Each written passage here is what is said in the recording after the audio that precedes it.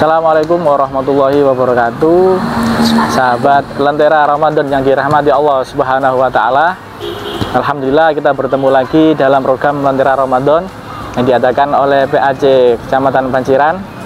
Puji syukur kehadirat Allah Subhanahu wa taala, di sore yang penuh dengan keberkahan ini kita dapat melanjutkan acara kita bincang-bincang fikih, dan sholawat serta salam semoga tetap dicurahkan kepada beliau Al-Mustafa Muhammad Rasulullah Sallallahu Alaihi Wasallam.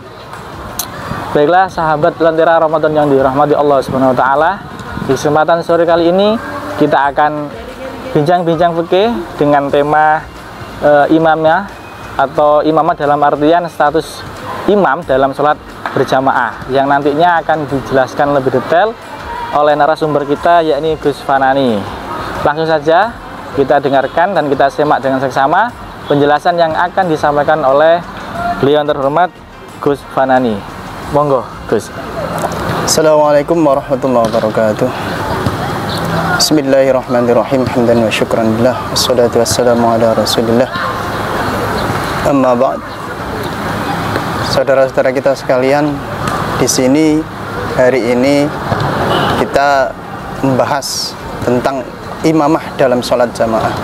Seperti kita ketahui semua bahwa sholat jamaah terutama dalam fikih Syafi'iyah, karena kita mayoritas di Indonesia memang fikih Syafi'iyah, meskipun pada aslinya kita semua bisa ambil dari 4 madhab tersebut, tapi mayoritas memang dari kita semua menggunakan fikih Syafi'iyah. Hukum sholat jamaah dalam fikih Syafi'iyah itu kita tahu semua, sebagian besar menganggap bahwa sholat jamaah itu fardu kifayah. Karena itu, andai kata kita tidak dalam satu daerah tidak ada orang sholat jamaah yang ditampakkan atau memang ditahan, disembunyikan, maka kutilu kalau dalam bahasanya, boleh diperangi daerah itu. Karena itu, marilah kita sebagai seorang muslim terutama semuanya melaksanakan jamaah sebagaimana apa yang ada, apa yang diperintahkan oleh Rasulullah dan apa yang dipahami oleh imam kita, terutama Imam Syafi'i. Dalam berjamaah tentu kita tidak bisa sembarangan. Kita juga tahu bahwa yang wajib fardu kifayah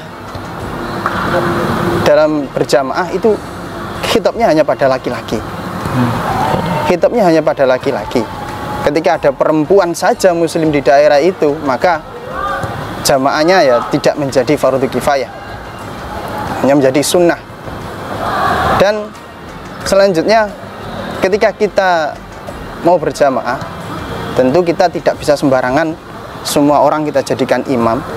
Tidak bisa sembarangan asal menjadikan ada orang yang mau di depan terjadikan imam. Yang pertama tentu syarat imam, jika laki-laki dengan laki-laki ya harus harus makmum kepada seorang laki-laki. Nggak bisa laki-laki makmum kepada perempuan. Ini sudah muttafaq, sudah mujma' alaih. Tidak ada perbedaan pendapat ya. Mungkin ada satu dua yang syad lah, katakanlah bahasa-bahasa yang syad, pendapat yang syad yang jauh dari pandangan ulama lainnya. Tapi tentu kita menggunakan pandangan yang jelas saja ya. Iya. Yang kedua, jika ada anak kecil mengimami kita, terus memang kalau pilihannya dia bacaannya bagus, fikihnya juga bagus.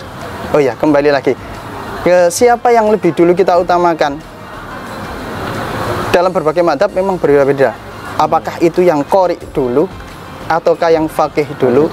Tapi bagi Syafi'iyah, Imam Syafi'i mengucapkan bahwa yang lebih afdol itu yang fakih dulu.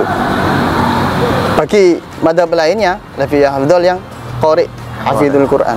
Tentu berbeda pendapat, itu sudah biasa. Terus bagaimana jika yang ditemukan ternyata ada anak kecil yang jauh lebih fakih, jauh lebih bagus bacaan Qurannya daripada yang lainnya? Menurut madhab kita lagi Syafi'iyah, tidak apa-apa. Sah selama itu bukan sholat Jumat. Jika sholat Jumat tidak bisa. Nah, begitu pula untuk beberapa kondisi lainnya seperti sholat mayit, tidak masalah. Hanya pada sholat Jumat saja yang menjadi ada perbedaan hukum khusus untuk anak-anak tidak bisa mengimami. Terkait dengan imamah perempuan tadi, hanya bisa mengimami sesama perempuan saja. Jadi kita nggak bisa kok ada perempuan yang lebih fakih, ya meskipun dalam syarat jadi imamah sebisa mungkin jangan umi, tidak boleh umi. Orang yang nggak bisa baca tulis dijadikan imam. Nah, maka kok yang ada perempuan yang bisa baca tulis, laki-laki tetap kita mengikuti pandangan yang mujma' alaih, yang disepakati mayoritas ulama, tidak mayoritas yang pandangan yang syad, tapi kita pakai pandangan yang mujma' alaih bahwa tidak sah jika ada seorang laki-laki makmum kepada seorang perempuan. Tapi terkait dengan makmum, kalau perempuan menjadi imam, untuk para perempuan jadi tidak masalah. Kalau hal seperti itu tidak menjadi masalah. Yang menjadi masalah adalah jika terdapat perbedaan laki-laki mengimami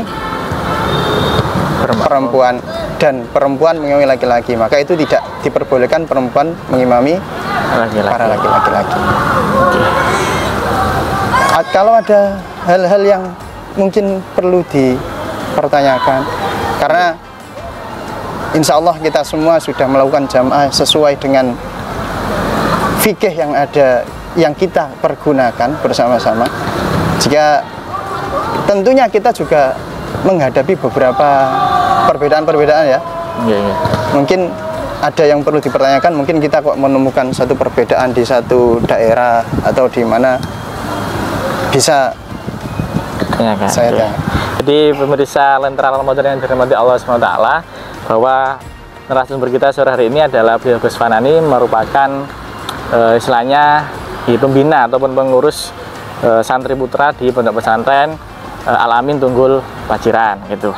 Baiklah sahabat Lentera Ramadan yang dirahmati Allah SWT, sudah sangat jelas apa yang tadi disampaikan oleh beliau, bahwa imamah dalam sholat atau kriteria seorang imam dalam sholat tadi sudah dijelaskan, bahwa seorang laki-laki itu boleh menjadi imam bagi makmum laki-laki ataupun perempuan, dan tidak boleh kemudian perempuan menjadi imam bagi makmum yang laki-laki. Nah, ini menarik Gus, ada pertanyaan, mungkin kejadian ini tidak begitu banyak tapi mungkin juga ada.